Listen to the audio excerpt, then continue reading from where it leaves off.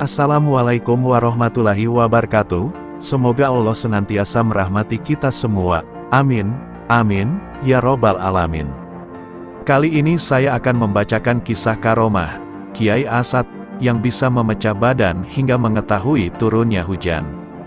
Di timur Pulau Jawa masyhur sesosok figur kenamaan, seorang kiai karismatik, dengan asma mulia Kiai Haji Raden Asad Syamsul Arifin Kiai Asad.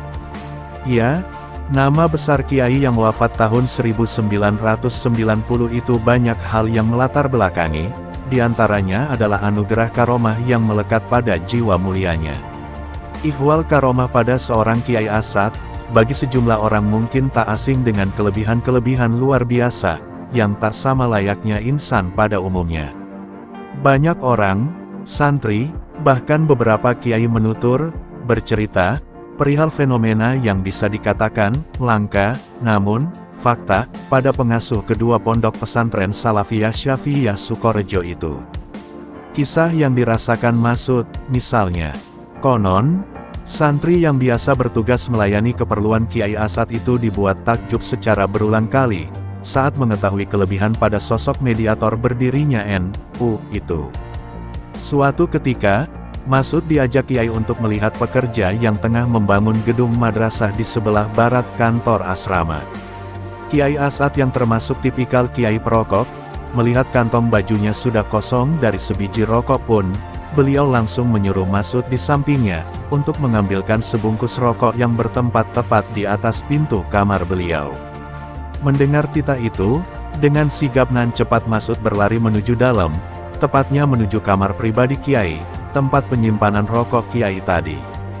Jarak antara pembangunan gedung madrasah dengan kamar bisa dibilang sedikit jauh, kurang lebih berkisar 300 meter. Sehingga Masud sebelum menggenggam sebungkus rokok itu, harus melewati sudut-sudut madrasah dan asrama santri putri. Keanehan mulai Masud rasakan, tak jauh saat mendekati kamar pribadi beliau. Bagaimana tidak, Kiai yang baru saja memerintahnya untuk mengambil rokok di tempat pembangunan, waktu itu juga Masud jumpai beliau di dekat kamar, guna memberi pengarahan perihal kebersihan pada santri putri kala itu. Kekagetan itu segera Masud hentikan, karena perintah untuk mengambil rokok harus dengan segera ia tunaikan. Dengan perasaan yang masih ganjil, Masud meneruskan derap langkahnya menuju kamar Kiai, untuk mengambil sebungkus rokok. Tepat di bibir kamar, Masud benar-benar terkejut dan kaget bukan kepayang. Pasalnya ia juga jumpai sosok Kiai Asad sedang membaca kitab di dalam kamar pribadi beliau. Semakin kaget dan terus bertanya-tanya seorang Masud di tempat itu. Terdiam sejenak, lalu ia pun mengurungkan niatnya untuk mengambil sebungkus rokok yang diamanahi Kiai. Karena di tengah rasa takjubnya, Masud beranggapan bahwa Kiai Asad sudah mengambil sendiri rokok yang sebelumnya diamanahkan padanya. Masud sedikit lega, karena titah Kiai selayang pandang ia anggap telah purna. Masud kemudian kembali, berjalan menyusuri madrasah dan asrama putri untuk menuju ke tempat semula, tempat pembangunan gedung madrasah yang sebelumnya ia bertempat dengan Kiai Asad. Perasaan yang sempat sedikit lega, kembali harus memuncak saat Masud tak jauh dari tempat pembangunan menyaksikan Kiai Asad di dekat material bangunan. Bagaimana tidak, beberapa detik yang lalu ia menyaksikan Kiai sedang memberi wejangan di dalam, kemudian membaca kitab di kamar beliau. Kali ini ia kembali melihat sosok Kiai berdiri di dekat pembangunan madrasah. Dan itu, ia rasakan dalam kurun waktu yang sama. Kali ini, Masud benar-benar merasakan hal yang tak wajar, sebuah pengalaman yang tak pernah ia rasakan semasa hidupnya. Kembali, untuk kedua kalinya Masud menuju kamar Kiai, tempat rokok sebagaimana amanah awal padanya.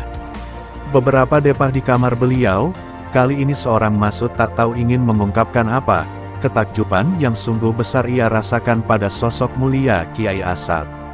Kembali, untuk yang kesekian kalinya Masud menyaksikan Kiai Asad sedang membaca sebuah kitab di hadapannya. Kali ini, dengan sedikit percaya diri Masud berdehem, memberi isyarat di kamar beliau beberapa saat sebelum tangannya mengambil sebungkus rokok di atas pintu kamar. Dengan posisi tak berubah masih di hadapan kitab, Kiai Asad pun sontak bertanya, "Ada apa Ud?" dawuh Kiai dengan nada agak keras. Masud yang sebelumnya telah diterpa rasa takjub di luar nalar sebab karomah yang luar biasa ini, spontan langsung gemetar, rasa canggung bercampur aduk dengan rasa takut ia emban, tepat di samping Kiai Asad. "Sobung Kiai, tidak ada Kiai," tanggap lentur Masud, usai mendengar pertanyaan Kiai Asad tadi. Dirasa Kiai tak kembali bertanya, perlahan Masud melangkahkan kakinya, keluar dari kamar pribadi Kiai. Tak lama berselang, ia pun bercerita, mengungkapkan pada teman-temannya ihwal rasa heran dan takjub terhadap Kiai Asad tersebut. Itu, sebuah karomah Kiai Asad yang pernah dialami oleh salah seorang santrinya. Tak kalah mengejutkan dari cerita Masud, sebuah cerita non-fiksi perihal karomah Kiai, juga datang, yang disaksikan sejumlah pasang mata, lebih 3 dekade silam. Tepatnya di ujung tahun 1984. Ya, tahun 1984 bisa dikatakan tahun bersejarah bagi pesantren Kiai Asad, pesantren Salafiyah Syafi'iyah Sukorejo. Bulan Desember di tahun itu, pesantren yang menampung ribuan santri itu menjadi tuan rumah pagelaran Muktamar NU yang ke-27. Dalam acara akbar ini, sudah hal yang wajar kedatangan deretan ulama, kiai, petinggi negara, bahkan orang nomor wahid di tanah air kala itu, Presiden Soeharto.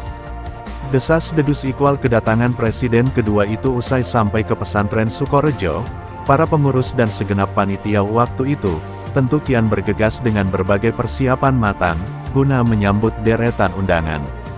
Wabil khusus tamu spesial, Presiden Soeharto.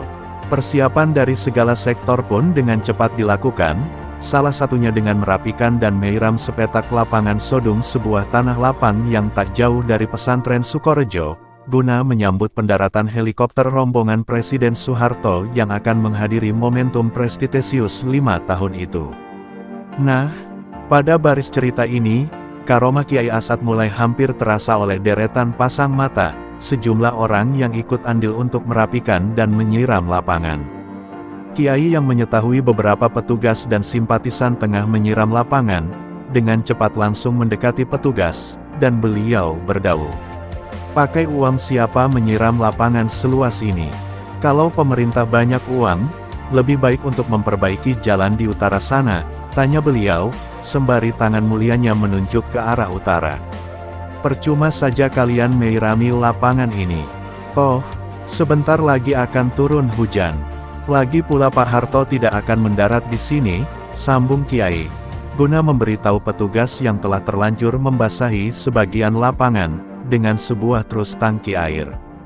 Mendengar dawuh beliau, para petugas langsung tertegun, terselimuti dengan rasa ketidaknyamanan pada pimpinan tertinggi pesantren Sukorejo itu. Dengan hanya memberi tanggap singkat pada Kiai, bahwa mereka hanya menjalankan tugas dari atasan. Tak lama di tempat ini, Kiai pun beranjak, kembali ke area pesantren Sukorejo. Hal luar biasa pun terjadi, kira-kira langkah Kiai mulai sampai ke Sukorejo.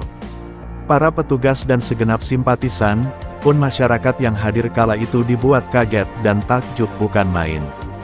Hanya berselang durasi yang sebentar usai Kiai Asad meninggalkan lapangan, tempat yang digadang-gadang mendaranya Presiden Soeharto itu tiba-tiba dengan cepat, rintihan hujan turun dengan begitu lebat.